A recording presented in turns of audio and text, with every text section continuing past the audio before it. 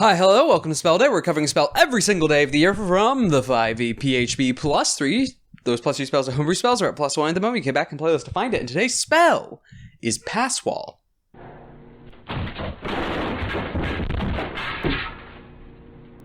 Hey, Ryan. Hey, Billy. 5th level transmutation, cast time of 1 action, range of 30 feet, components purple somatic material, a pinch of sesame seeds, duration 1 hour. The passage appears at a point of your choice that you can see on a wooden, plaster, or stone surface, such as a wall, or ceiling, or floor within range, and lasts for the duration. You choose the opening's dimensions up to 5 feet wide, 8 feet tall, and 20 feet deep. The passage creates no instability in the structure surrounding it. When the opening disappears, any creatures or objects still in the passage created by the spell are safely ejected to an unoccupied space nearest to the surface on which you cast the spell.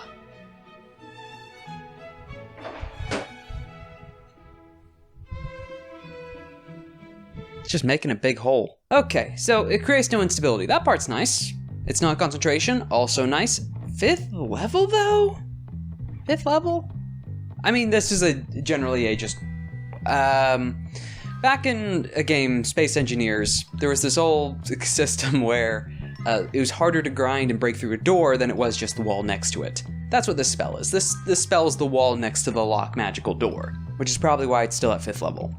Since it's also not concentration, only takes an action. Which means you can do this in a pinch. So it's if you need to pass through a wall, not necessarily some kind of wall spell, which I had it confused for. I mean, entirely invalidates castle walls. If you can get the spellcaster up there, or gate, you just have them walk up, press, it's 1 action, they just have to be there for 6 seconds, and this is staying open for an hour. Even if you kill the spellcaster, or you try and convince them, I guess if you have Dispel, it will stop?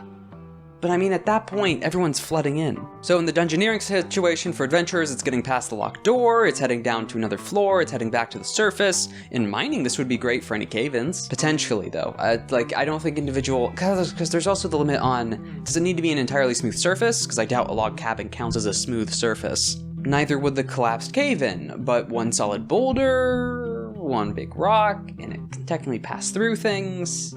So does it just leave a perfect, cutout? I don't know, it's a weird one. In short, it's for breaking into places, or getting out of places, or moving around, but in the sense of, I mean, lower level teleports can help you get further, or teleports at this level, you can set up a portal from one point to another. This allows you to go to places you can't see, which is some benefit, but only up to 20 feet. There's also the issue of the fact this is only for really medium creatures. Medium and below, of course, and large if you're squeezing, but anything above that, can't follow. Though, it can be up to those dimensions, so you can have a small, creature caster, so a goblin shaman or something, casting this, and it's only for small creatures, or even tiny, so they can squeeze through it. Ooh, though you could also just make impromptu arrow slits that last for an hour, but for a 5th level spell, great for assassinations, great for needing that one-shot access through a solid barrier, or that one-time entrance through solid barrier, or just opening it up for an hour. So, the sieges, breaking into a place, getting out of the location, or setting up Sanctum Arrow Slip for sight or assassination. Because that's the issue, is that since it's not concentration, you can't drop it at any time, it's up for that hour unless you go back and dispel it.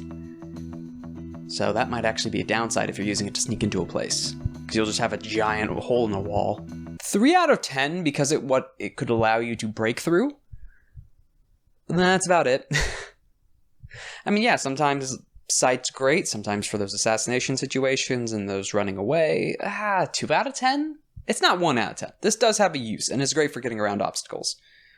The issue is it has limits to what obstacles it can even get around, and there's some spells that can do that a bit better. But it's not the worst, especially because it's not concentration, which some portal spells are. This leaves the barrier open. Yeah, 2 out of 10.